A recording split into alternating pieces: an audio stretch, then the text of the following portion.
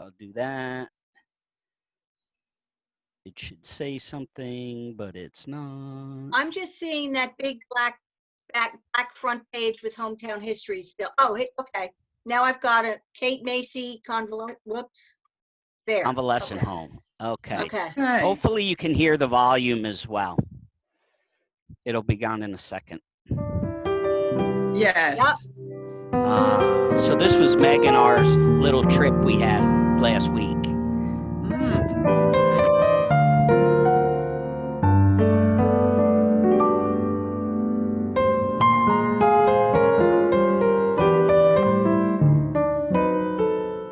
I went to Roxton Abbey, Brooks. Did you really? Yeah, I spent a summer there, graduate.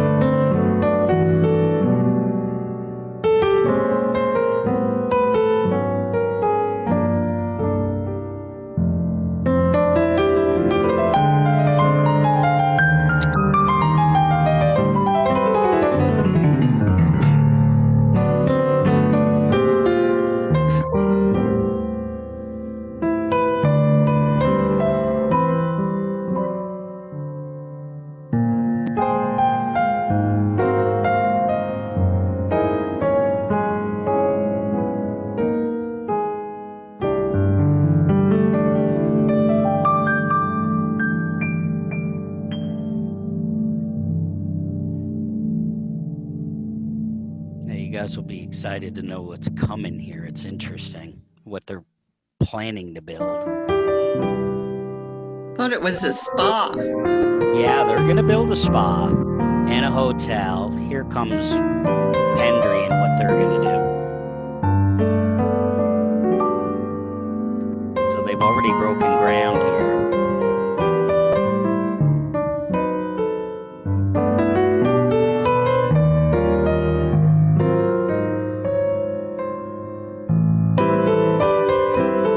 That's the 90 acres restaurant complex. And I've been there a number of times.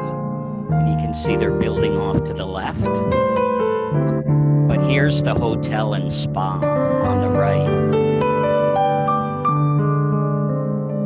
Thought they were going to use the house for that. No, and these are the little villas for 2 to 3 million apiece. And this is the spa. It's going to be built into the mountain.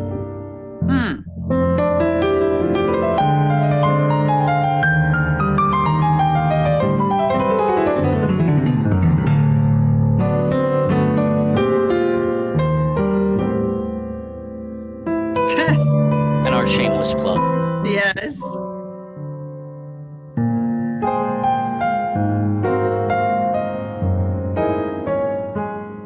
All What are right. they going to do with the house? Well, what they're going to do with the house is going to keep it as a wedding, sort of a wedding factory, so to speak, for rentals to corporate people, and it's also part of something that we learned, which is called the club at Natterer. And Meg and I, when we were visiting there and talking to the one of the wedding planners, is they said, yeah, they have a private club there. I'm like, I never heard about the private club. She's like, well, that's why it's private. And I think they have 45 members, and they have a gigantic pool and cabana set up behind the 90 acres facility. And I could show you, I have a couple of pictures of it. But we'll talk about that in a second. But just I think one of the interesting things as well is one of the things we started to do was Meg and I were talking about partnering with the county, with Somerset County, because that building is actually owned by the county, not by the Parks Commission. So this will be something that we can talk about Lord Sterling Stables, as well as you have to understand the history of that facility. And one of the very interesting things about it is, for everybody that looks sort of, if you look at the upper left-hand picture here of sort of the aerial view of the back, the front is the 285 acres that's owned by the Somerset County Parks Commission. It was purchased for around $20 million with Green Acres funding. But with Green Acres funding, you can't build on it. There's a no build restriction. So what they did was, when they bought the 380 or 400 acres, they carved off 90 acres and they used county money for that. So that's why it's called 90 acres. Exactly. So if you're looking at that house and the restaurant is behind it to the right, where that grass field is that you see in the back left is where they're going to build 23 like $2 million villas. If you look further to the back right, that's Ravine Lake in the background. And if you can look to the next mountaintop to the left, is where usually you would be able to see your neighbor. So that was Blair's house. So Blairston is that hill just to the back. And the next big hill to the front is actually Froheim, where Grant Schley owned, where they do the Far Hills race meeting. So it's really interesting to see just the evolution of this home, and how I think it was really quite smart for the way the county basically took Green Acres funding. They were able to buy a park of 280 acres, which is probably my most favorite park to go to anywhere. It's just so Lovely. beautiful. And the 90 acres that's there is, you can't even see really what's being developed up there. It's tucked in there. And it's really nice because they got, I think it was $23 million to lease it for 100 years. And the interesting part about it is, I talked to the head of the Somerset County Parks Commission, and he basically said, you know why we made it 100 years? I said, no. And he goes, because nobody's going to be alive then to figure out what to do with it. Let them figure it out. So they did a very similar thing, if you guys remember, over with the Bedminster Hills development, where they did affordable housing and they put 30-year covenants on it. And they said that the freeze had to stay in place for affordable housing for at least 30 years. And what that really did was it kicked the can Down the road, yeah. because they didn't know then. Now, all of a sudden, you'll find out, like over the last 5 years, all those affordable houses Are not affordable. are coming up for renewal and you don't have to renew if you don't want to, and nobody would, because you then don't make money on if you want to sell your house, because you can then get market value for your house. So the very interesting thing there is now they're asking the residents if they would do it, and so many of them said no.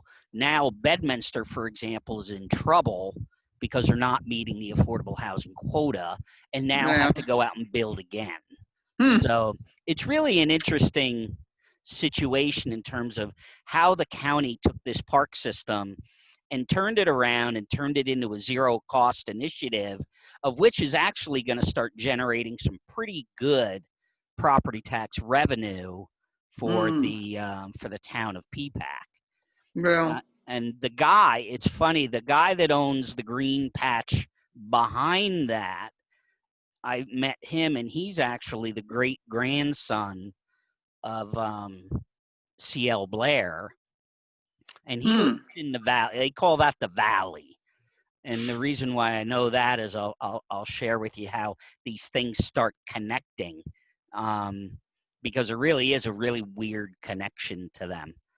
But it's just a really interesting observation to see what's evolved from the park. So anyway, what we'll do on this, just how this session works typically, is for those that are new, certainly welcome. For those that have been here before, it's like our third or fourth one that we've done.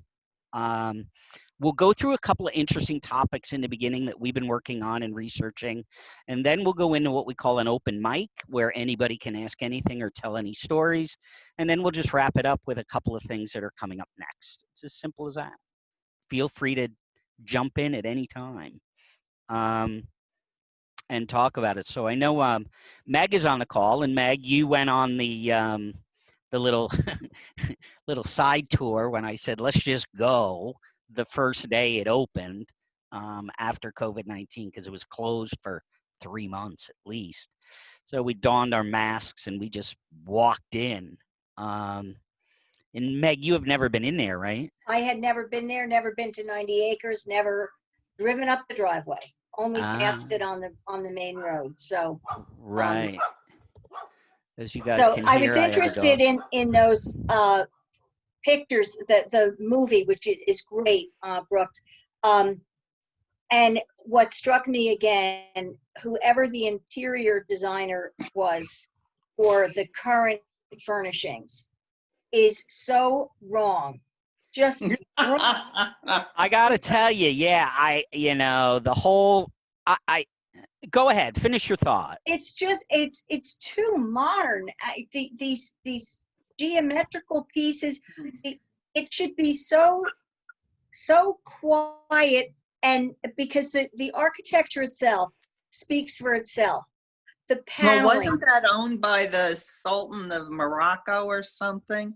Yeah, the King of Yeah, Morocco. They have had very different tastes. But he let it go. Here was the deal. He totally let it go. He owned it.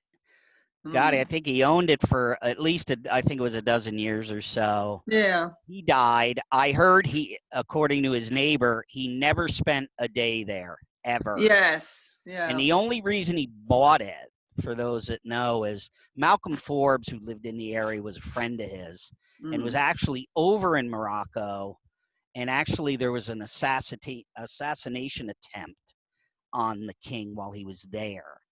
So Malcolm said, hey, I found out that this property is going to come up for sale where I live, might fit right in with what you need to have a little place to get away to. An escape valve. Right. So this was his little escape villa. And he never used it for a day. He died. His son inherited it. And he just turned around, and there was a big to-do. I don't know if anybody remembers this, but there was a big to-do that there was a group that was trying to buy Blairston called the Blairston Association. They couldn't get their act together, so they rolled over to this Natterer effort in 2000, 2001 to try to raise the money to buy it from the estate. They couldn't get the money together, and what was happening is Kay Hovnanian and a bunch of other developers were coming in and saying, hey, 300 acres, we're going to build 300 condos right Yes. on that hillside. So the dilemma, there was really a big dilemma there. And the county nobody wanted to see another Hills development go in there and piggyback. Absolutely. So it really ended up falling into their lap. They gave them an extra year, the county, to get the Green Acres Act together, because it takes time to put together the government program to be able to support it. But what they just have now is just, it is a treasure. But to Meg's point, I mean, I have some pictures of it as well, and you saw some in the video. It's like, this is what modern people do to classic mansions, I guess, these days. Mm. Meg, I don't have anything else to say other than I have seen a couple of other pictures of, modern estates, and some of them are like that. It's the There are ways it's to the do younger, it. hipper, contemporary mansion. But I absolutely hear your point. Yeah, I mean, I don't say you have to go back to, you know, Elizabethan times and decorate it that way, but the pieces were so overly modern and overly dramatic that, to me, they took away from the beautiful, the paneling, the windows, just the architectural details. And I think they could have still put comfortable furniture and lovely things, but not where it's fighting like that. That was a disappointment to me. Yeah, I'm sure I don't know who makes those decisions. You're right. Yeah.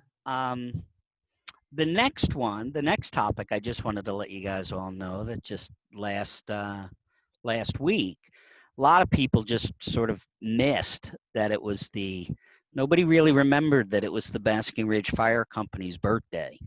And I thought it was really pretty interesting when I put the pictures up, and then I went and looked, and I got a copy of their patch and put that out and said, okay, well, we're, at least we're 116 years old just last week. So it was kind of funny. I went and was gathering some pictures together.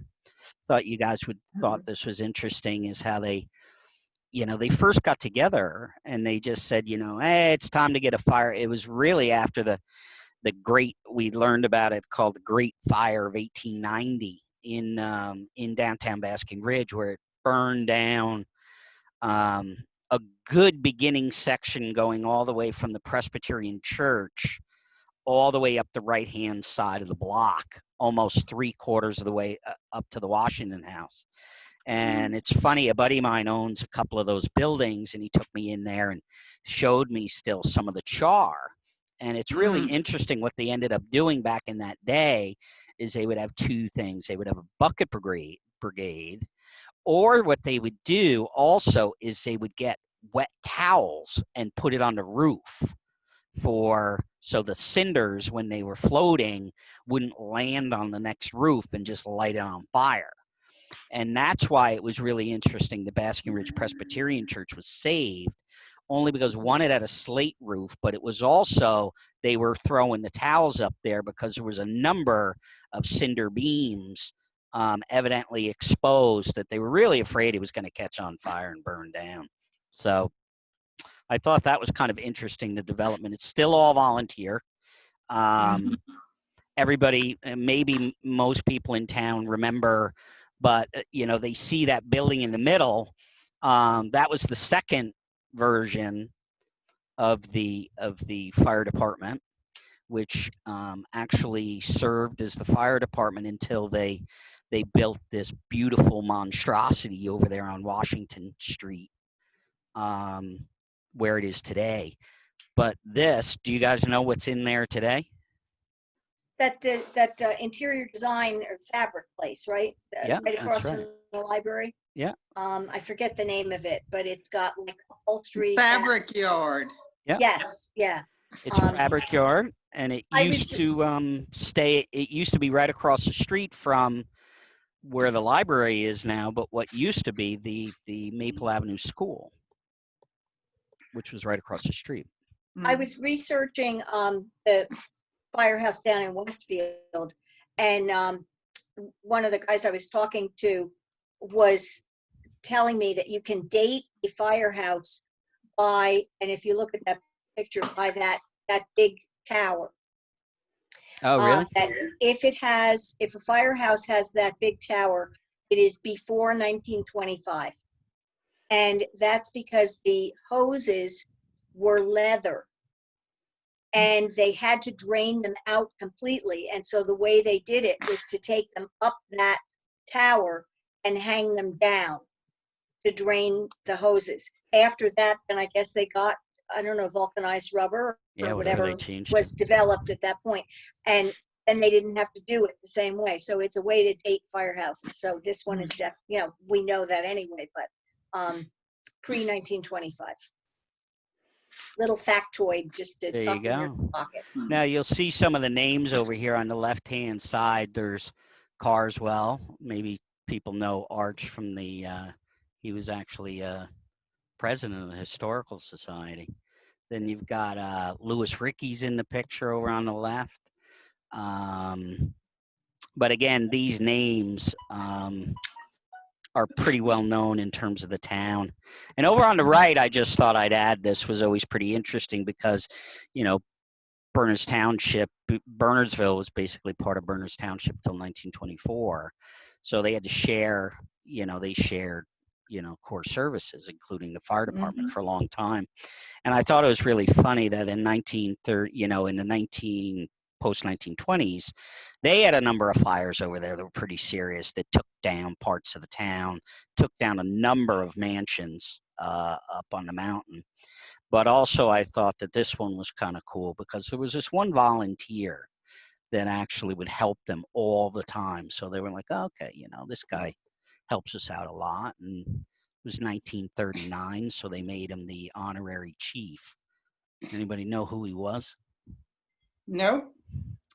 That there is Tommy Dorsey. The musician? Yes. Wow. Tommy Dorsey lived in Bernardsville. Did he? Yes, he did. Wow. And he was a big fan back in the early days of swing over there in Bernardsville.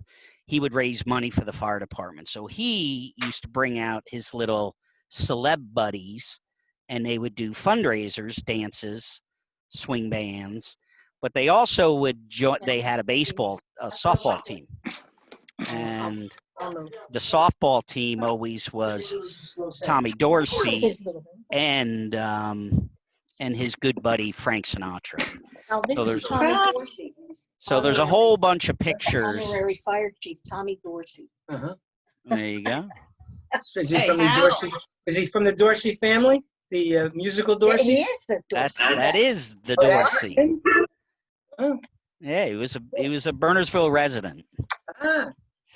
So he played on the baseball team for the fire department with Frank Sinatra. Really? Frank Sinatra? Yeah, and he would come out and stay, and the band would come out and stay with him when he lived on the mountain. I thought that was kind of interesting. So if you guys want to see any additional stuff on that, there's a whole article we put together on the fires and how the public would come around and how they would work with it. Thought that was kind of interesting. Yeah. Just a local tidbit. Yeah. I would have never thought of Dorsey and Sinatra coming out here and going on the fire trucks. Oh yeah, man. That was their thing. That was their number one volunteer thing. They raised a lot of money. I could see for that. the Bernardsville Fire Department. They had a couple of dances that were over 1,000 people. Really? In these various events. So, but I'm surprised that 500 to 1,000 people aren't still coming here when they heard that I moved here. Hal, I just don't think the word is out yet. I'm telling you, you guys keep such a low profile. As soon as word gets out, though, what are you kidding me? I think the entire town of Maplewood lives here right now. So, what are you kidding me? what is Star Wars your next topic? Because I don't want Hal to miss this. No, Star Wars is the next topic. All right, Now, let me turn I this got on. I got a tip from a friend of ours that said, "Hey, I got these pictures. I'd like to send them over to you." Which Meg has learned. I seem to have these people that reach out to me and give me things. Oh, fantastic. So there's been a there's been a little collection we could talk about. But anyway, if for those that might remember the unveiling of this Star Wars movie on May 26, 1977 was a pretty big deal. It happened to open up in Bernardsville, in this area over at the Bernardsville Cinema. But there was a real interesting story behind this that I never really knew. And the thing that it is there were these two artists, two gentlemen, and their last name was called Hildebrandt, and one was Tim, and Tim lived in Gladstone. He moved there in 1970, and he had a twin brother. His name was Greg. And what Greg ended up doing, Greg and Tim, they basically moved to Jersey City, and they were working in New York City, and they got a phone call from this guy and said, "Hey, we got this sci-fi movie. We know you guys do sci-fi stuff. I got a real dilemma. This guy, George Lucas, is freaking out because the poster for the movie, he doesn't like it. So he's wondering if you guys can do it. You need to come and get on a train and come in the city." So his brother lives up in Hapakon. He lived in Gladstone. They both get on a train. They go in. They have a conversation. They turn around and they say, guy says, "All right, we want to do it. We want to do it. When do we have to have it done?" He says, Tomorrow. The movie premieres in 9 days. I need it in 36 hours. Now, the two of these guys said, "Sure, no problem. We'll go do it." The interesting thing that they have done throughout their history was, since they were twins, they had that twin capability where they the left hand knew what the right hand was doing, so they would always do murals in unison together. They would actually put the paint palette between them. One would start on the left side and one would start on the right side, and they would just basically talk to each other as they were designing it and painting it, which made it happen twice as fast as anybody else could do it. So sure enough, in 36 hours, they had this pretty much how you see it, except they didn't have that, what they referred to as, who's that guy with that funky mask and what do I do with it? And they were like, they wanted to put this hairy creature behind it. And the guy says when they first saw it, they said, "Well, let me call George up." And they brought their paint sets with them into New York City, and they turned around and basically said, "I'm going to make changes on the fly right in the office." So they got George Lucas on the phone. He said, "Hey, I'd like a couple of these droids in there. Could you slap a few of them in over on the right? And yeah, I'd like to have the sort of the dark mask guy is his name, Darth Vader. I'd like to maybe have him in the background. Is that okay?" They're like banging through it. Yeah. And boom, they had it done. So this was their claim to fame. One of them obviously lived in Gladstone. Tim did. And Tim bought this house. I don't have it here in the picture, but I have I just wrote the piece about it. It really is a phenomenal story about Tim's life. They made a movie at this house, and it was called The Deadly Spawn. And I did a 45-minute interview with the star of the movie, 2 days ago. I did it on Zoom, and I put it in the piece so you can watch it. The kid, he was 14 years old at the time. Nobody got paid on the movie. They were all locals. It was filmed right at his house in Gladstone. It was the most sci-fi, gory, B-rate looking film that has now actually come back and become a major cult classic. And it's actually like Blair Witch Project. Like Blair Witch. It's like Blair Witch, but gory. Like they built a monster. It was built the same year and rolled out the same year as Alien, Tootsie, There was like 8 major movies that came out at the same time this one did. But the funniest story he told me was when they invited him then, it was just such a B-rate film. It cost them $30,000 to make, but I think it was 20th Century Fox said, we'll pick it up. And we'll pick it up and distribute it not nationally, but regionally. So they put it in a bunch of theaters around the New York area, of which one of them was in Times Square. So he's telling me, here's his Bridgewater High School sophomore getting invited. He's walking into Times Square, and they all start clapping when his name comes up at the beginning of the movie. And he was literally blown away, because the only other time he said he saw it was when they unveiled it over at the Lions Cinema over in Basking Ridge. And all the high school kids went from Bernardsville, and they all were cheering him, and he was there, and he's like, man, talk about putting your peacock feathers out. It really was it was a great story to hear a 53-year-old guy still talk about it like it was yesterday. So this was a really neat set of events that turned over. I actually went over, he said, go knock on the house. I went over to the house. A woman that had just bought it actually took me up into the kids' room where they had pulled down the wallpaper. She totally redid the house. It's gorgeous. And it's so that there was a big full wall mural that Tim had painted for his son back when they were designing all of the Lord of the Rings stuff. Ooh. He did all the Lord of the Ring drafts. His brother now does the Joker, does the Punisher, does Marvel Comics. He came back and is doing all the Star Wars stuff now. These guys were really one of the most prolific set of artists that I've ever seen since somebody like an Andy Warhol. So I thought that was a really great story. So take a look at the story, and if you want to watch the video, it really is interesting. And then this one, I just was shocked, because I'm scanning through a book, and I just really couldn't put the two together, that this is actually St. James Church. Now, those that live in town, there is like no reference. Absolutely not. I mean, even church. The old sanctuary isn't anything like this. Nothing like that.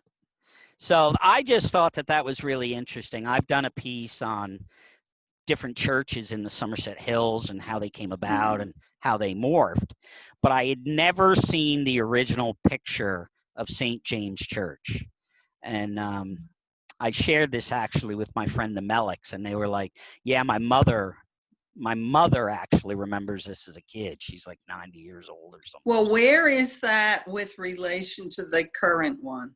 It would be to the left. Okay. It would be to the over left, to the left, but it's gone. Yeah, it's gone. It's where the big, the big brick parking lot is. Yeah, in front of it, closer to the street. It's right off the street, but it's kind of where the sidewalk met the street. It was right there. And I just thought that was just unbelievable to see a church, because there's a church exactly like this right now in Peapack that looked just like it. And then I just wanted to share this picture, because there'll be somebody on the phone that will probably know a little bit about this story and might want to share. Meg, I know that I don't think Paul is here, right? No, I don't see her. She had an open house. Yeah. Do you remember this picture? This is our entrance into the nudist colony. This is that's Allen Road there, and this is the gate, and you can see the wooden sliding thing. So it's a closed gate, and then you have permission. So she knew we were coming. So she was there at the gate, and somebody pressed the button or did something so that the gate opened and we could go in. Yeah, that was a really interesting article. Well, I just shared there, and there's Me there in that picture, you can. that's Hal and Meg in the earlier days. I just laughed because I couldn't stop ribbing sort of this woman about sort of the ulterior behavior that goes on in a nudist camp. I obviously take the gutter approach, but it really is a very We did our wholesome. best to be mature, Robin. We were mature as long we as were we so could. good. There were a couple of moments, but one of them that we laughed was when we were asking about events that they planned, and there were two. There was two that they talked about, and then I researched another one I can tell you about. The one that I really laughed about, and this is actually a picture from it, was the nude Olympics. So if you remember the story, there was one of the biggest first events, and this is where I wish we knew where Larry was, and Larry was going to tell us that the first Olympics that I think he participated in were actually the nude Olympics. The ones back in Athens. In Greece. Yeah, the ones that Larry attended. Back in the early days. Well, and the reason for that was because women weren't allowed to participate, and that was one good way of figuring that out. Oh, if you were a woman or a man, okay. Right, yeah, Yeah, you just have to look. Oh. So I thought that was interesting. And then if you read the story, I've been building out a little bit because my wife is infatuated with getting swag from the Sky Farm. They make T-shirts and towels that say Sky Farms on it. But the one big event that actually was a global phenomenon that actually Sky Farm was involved in, which was called nude stock. And if you want to look at the piece is very interesting about how nude stock kicked off in like the mid 90s and became a cult phenomenon. And I read this one story, which was absolutely hilarious, how the band Foreigner and Kansas went to a venue, I think out in Michigan somewhere. And the promoter says, right before they're getting ready to walk out, is there anything we need to know about the audience? And he just said, yeah, I figured you wouldn't come if I told you, but everyone is nude. And they said, you got to be kidding me. So there's actually a YouTube video of them kind of laughing at, as the lights would pan out into the audience back in the 90s of this nude stock. And just to let you know that the Sky Farm actually also had their own nude stock. So I'm trying to invent how many people actually are in there or vacation there now? How many were there, Meg? And wait, I have my notes. Hold on. Well, I mean, there's at least, I think they said there's like 80 there's like 80 bungalows. There's over, I thought, a couple hundred. Oh yeah. Families too, with kids, young kids. Well, when I was a child, I stayed one weekend with a woman that worked with my mother as a bookkeeper, and she and her husband had dirty magazines, which were basically from nudist places. And the thing is that they weren't dirty.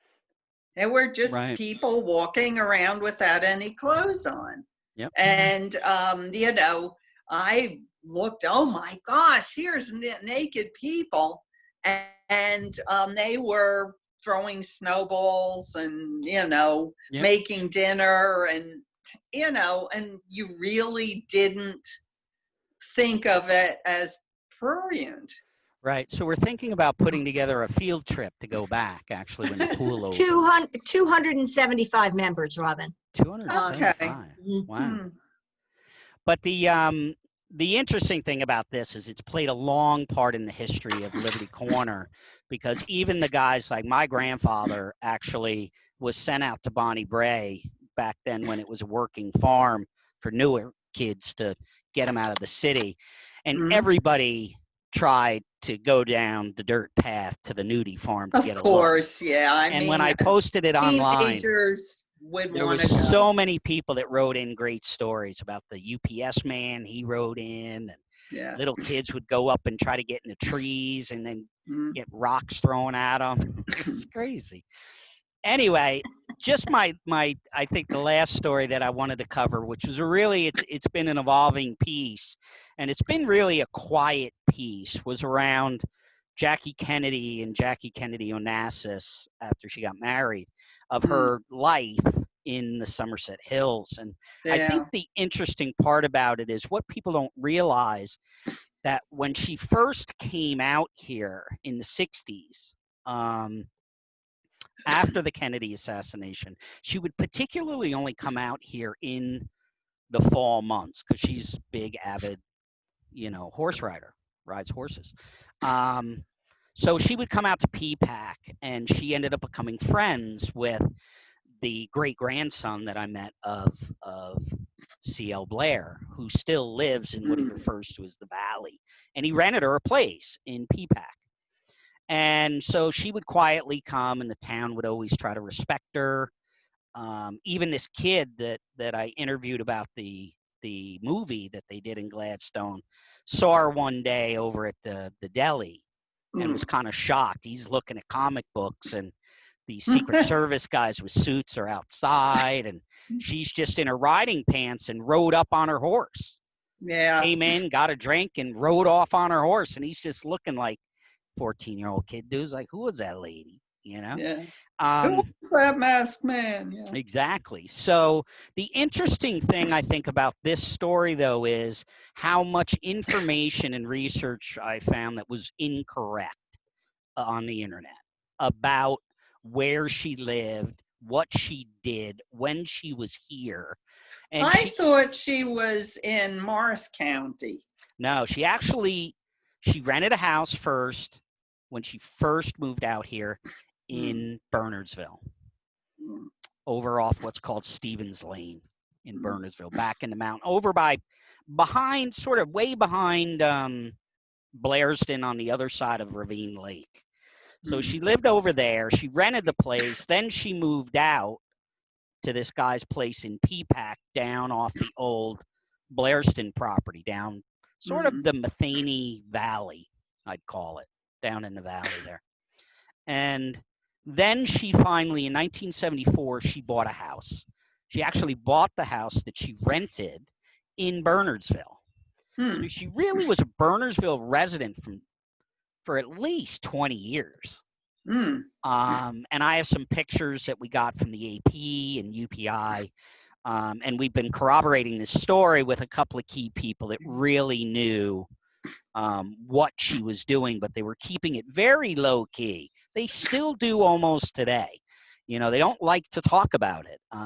They're respecting her privacy. But we got into some really interesting things about where the kids went to school when they came out. They would usually come out in the fall for the Essex trials. They would come out for what was referred to as the Blessing of the Hounds on Thanksgiving morning.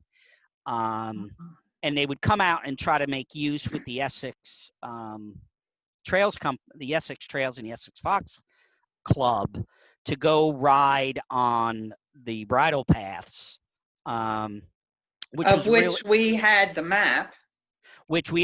So I took the map and I digitized the map, and we got into some details of the map, and I followed up with the former mayor. Her name's mayor's wife, Diane Holtaway, who's the head of the, I think, Somerset Hills Bridle Path Association.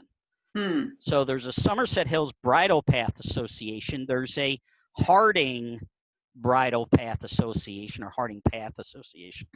That's where I thought she lived, in Harding. No. And then there was a third one called the Tewksbury Bridle Path Association. So those three still exist in a membership capacity. What's really interesting, though, is I know, and Robin, I was looking for your insight on this, is obviously they've had a lot of struggle, obviously, with private property and keeping bridle paths open. And then I really started to look into, well, Somerset County does have a bridle path, a series of bridle paths, or maybe they call them just trails now. I'm not sure. But what is a lot of the interest has come up. So anyway, the Kennedy story is just interesting because she was really in Bernardsville, not P-PAC. And some of the pictures of inside her home are not from P-PAC. They were from Bernardsville. So you can take a look at that piece and get a good history update.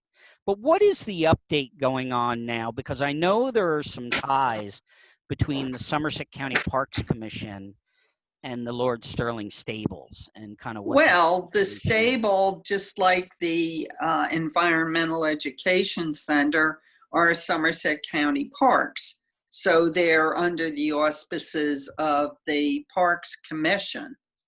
The horses are gone right now, and this happened in two waves.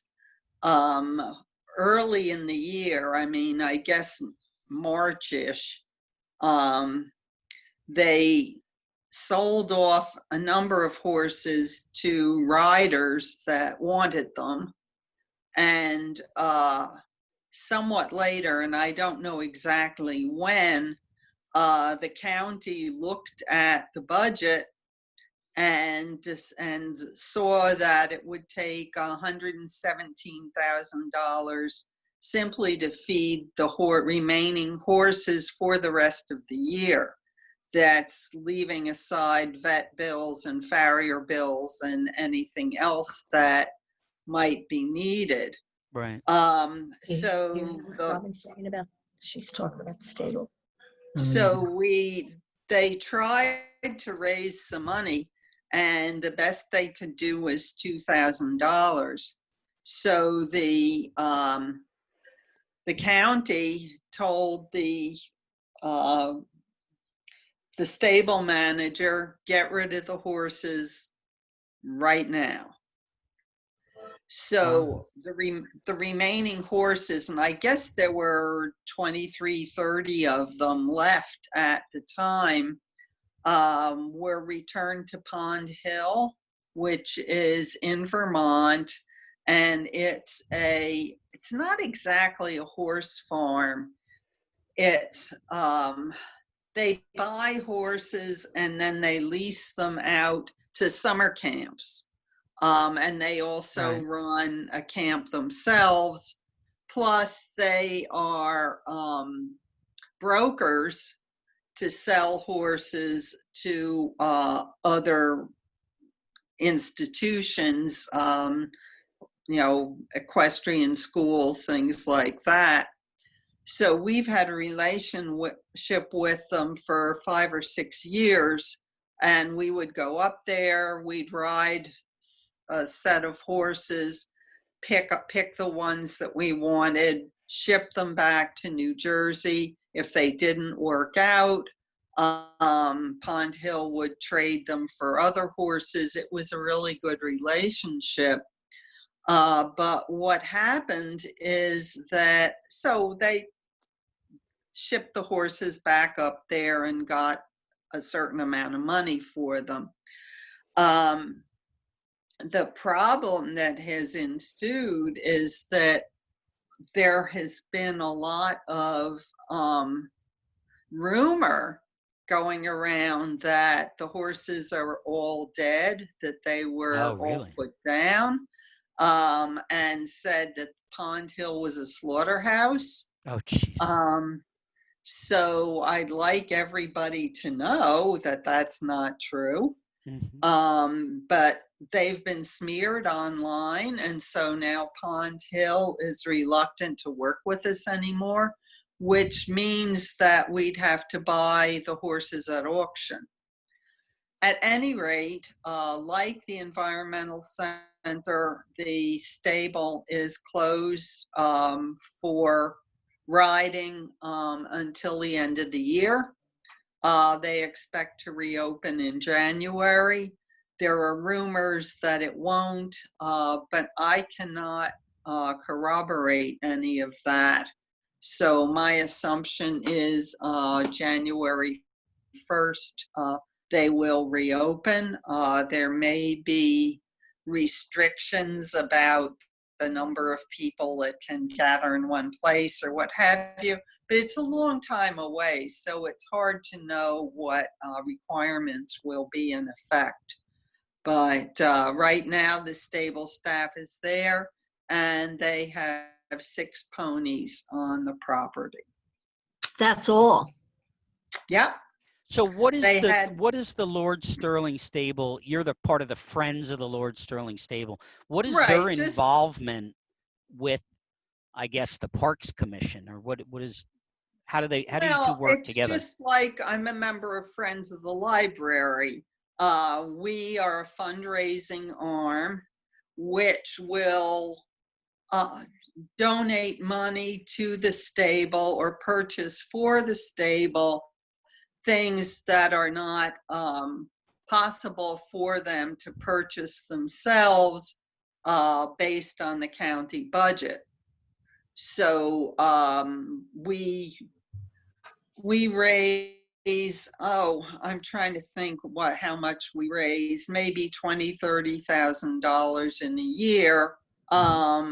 We fund the horse retirement program, which when a horse has been in the lesson program for a number of years and is gotten old and unable to continue in the lesson program, has gone lame or has started foundering or has other physical issues, the retirement committee purchases the horse from the stable, lodges it on the property or elsewhere, and finds a home for that horse.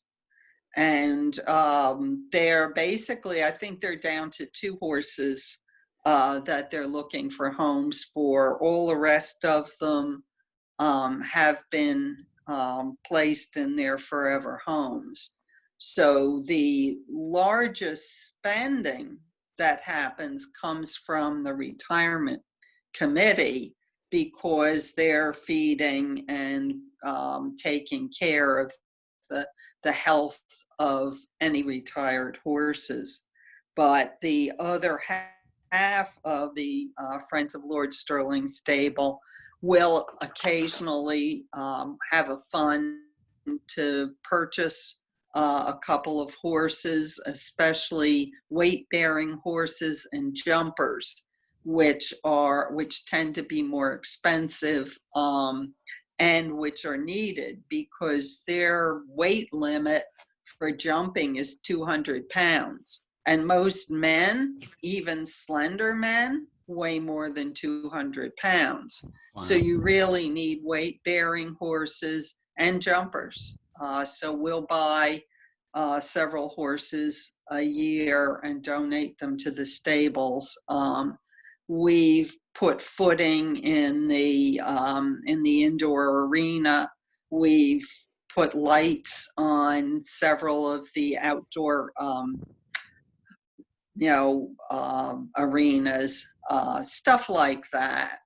We don't support day-to-day operations. Well, they just so you know, they also, I reached out as well to the Somerset County Park Commission director. I think his name is Greg, like Shizano or Shiano. Yeah, I don't remember his name. Great but I'd guy. be interested in what he said to you. He's a great guy. He basically just flat out said, I said, what's the story? What's going to happen? He basically said they had to shutter the place because it's funded. The county funds the stables via revenue from golf, from county golf. Yeah. And what's happening is golf is on the rise because there are about 3 Somerset County golf courses that may go down this year, private clubs. So they're very glad that they're going to get the benefit of that. What they're saying, though, is they make about $6 million a year in the golfing game. Right. However, what he said, whatever the balance ends up being of running, the stables, he says for the last 10 years, it's been running at about a $500,000 deficit per year Absolutely. for the last 10 Horses are years. expensive. Yeah. Yeah. So that's about a $5 million deficit just over the last decade. So they Right. said that what they have to do is they need to figure out again, what is the impact going to be in terms of golf revenue moving forward. I think this is a real slap in the face to, honestly, to guys like Governor Murphy that didn't realize that you could actually probably play golf outside and it's safe, relatively Yeah. safe. It basically cost the county that stable for the year. Sure. So Well, did what he? they're going to do about it, Yeah. they're going to, they are not selling it. They are Yeah. not considering outsourcing it Mhm. at this point to a third party to run it as a stable. So I think it's in their part, to try to figure out what they want to do with it. I was just curious if there was anything that the township has said about it. I haven't heard anything. And yeah, because the current manager was brought in, 5 years ago, because the deficit then was like 750,000, Mhm. and she's got it down to 500,000. But ridership is down. Horses are expensive. I Right. mean, you can maintain a golf course very easily. It's basically turf, and then a clubhouse. But with a stable, you've got these living creatures, and they have, need day-to-day needs.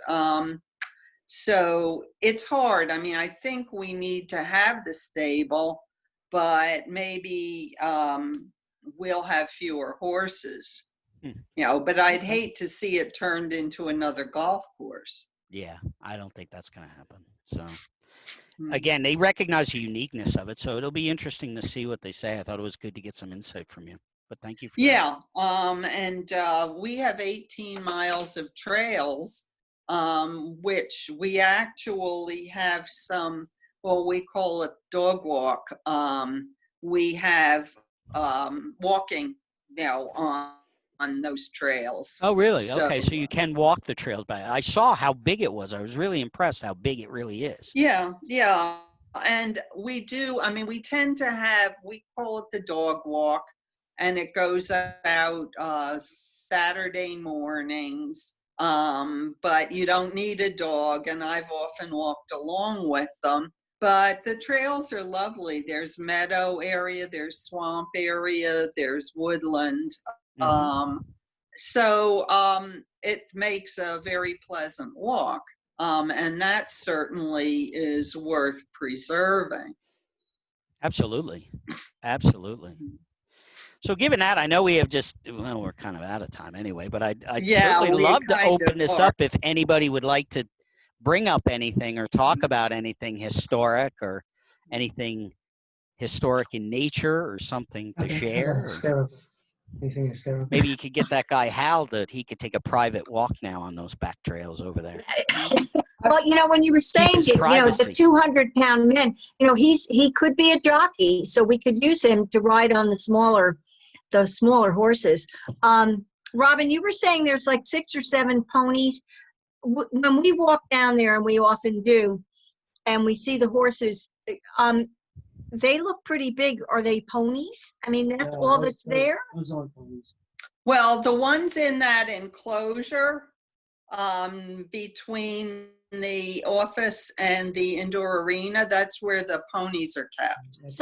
So then what horses would we be seeing as we're walking along Lord Sterling Road? You would see privately owned horses, and that's something I forgot to mention. Many of the horses They board them there. that are boarding, they pay Okay. Right. X amount of dollars a month, and they are using the stabling capabilities of Lord Sterling in order to keep their horses, and then they probably ride on the trails. Yeah, we see. Yeah, there's a dozen, 18 horses. Yeah, Okay, because yeah. we keep seeing the same three. Two Yeah. brown ones and a white one, or brown and white one. Yeah, okay. Just curious. So Meg, do I you want to see give a shout out? graduation picture. You want to give a shout out to Annie I before do we want to wrap give up?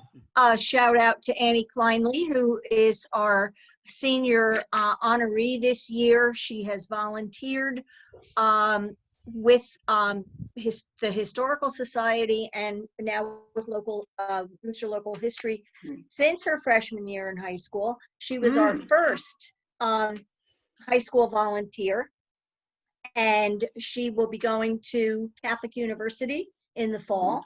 Hopefully everything's good. I feel bad for these kids. It's a difficult time to make that transition, but and so she will be going to school. She is an animal lover, and that's why the graduation card I sent her from Mr. Local History, and I signed all our names, has a dog barking on it.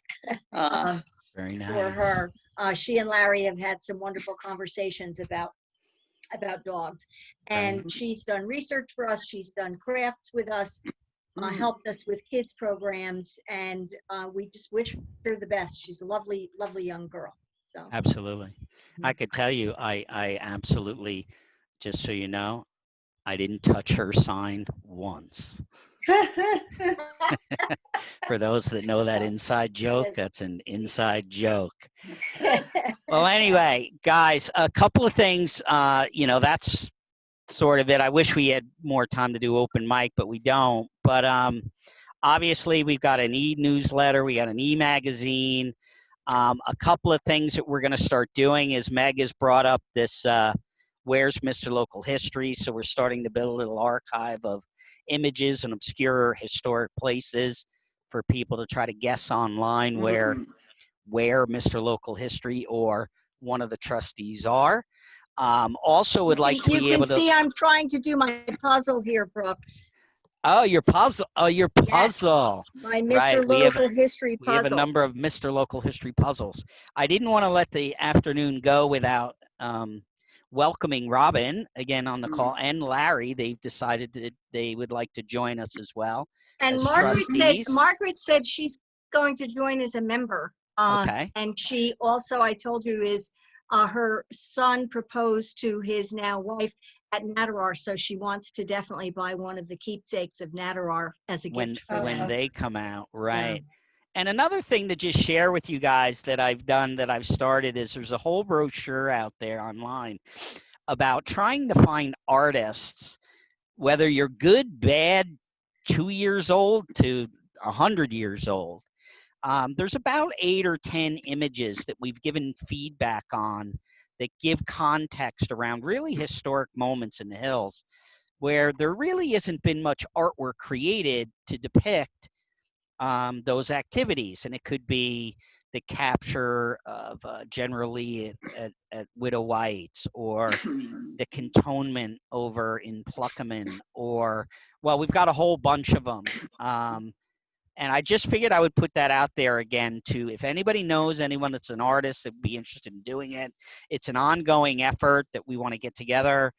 We're trying to partner with the KMS Farmstead and the Contemporary. That's what I was going to recommend, that there's a lot of artists over there. Yeah, we need an instructor in that regard. It's not like ad lib to, so if an instructor, we would love to talk to them maybe if they run a class. You don't need Pollock either. I think that would be good. Just letting you all know that this year, Independence Day does fall on July 4th. Doesn't it always? There, you get the gold star today, Meg. Yeah, I was waiting for the punchline. That's the punchline. Okay. All right, I got caught with that last time. So anyway, one thing that you can do, which is again a partner over in Bedminster, is something called the Field of Honor, and we donated a flag. I went over and donated to have a flag put in there for the Mr. Local History Project. These are all donated flags. There's over 200 something of them there. They're right in the field over Route 202, 206, over at the Vanderveer house. And I just figured maybe I would share with you and we can wrap up. I created a video of me actually walking through. I've never walked through 200 something flags in slow motion. So I took an attempt at putting this to music. I think it's a piece you'll probably all know. If you're a Yankee fan, you will definitely know. And I figured maybe we would just wrap up with that if everybody's all right. Anybody else have anything they'd like to share, or we'll let you go spend the rest of the Sunday sipping lemonade or something? Do we know when our next Hometown Histories is, or will you let us know? I think we'll post it. We have a schedule. I think we have an Okay. annual calendar for it. We'll probably do it on Zoom again, but Okay. we'll put one together, I'm sure. And we'll stay in touch online or on the website. Feel free to reach out, and we'll have another board or trustee meeting soon, I hope. Okay. All right. So All right. let me share this and they say, for those that need the clue, I think it's less than 2 minutes and 13 seconds. That should be a tip. All right, guys. Nice seeing you Thanks, again brother. Take online. care.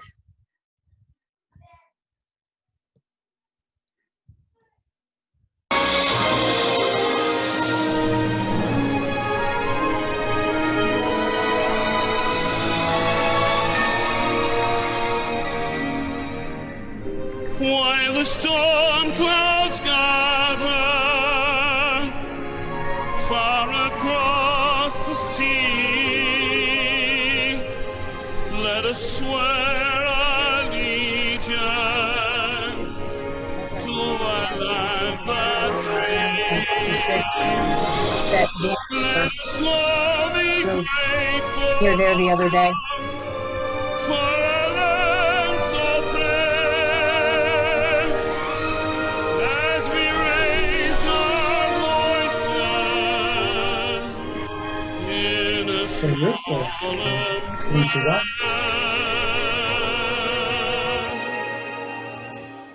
God bless America, land that I love. Stand beside her and guide her through the night with a light from above. From the mountains to the prairie, For those that don't know what this song was, this was actually Derek Jeter's farewell game at Fenway Park. And there's a guy that sings God Bless America in the seventh inning every day. So if you're a Yankee fan, you probably remember this song. My home, sweet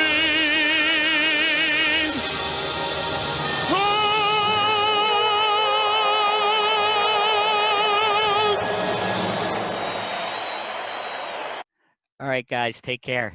You too.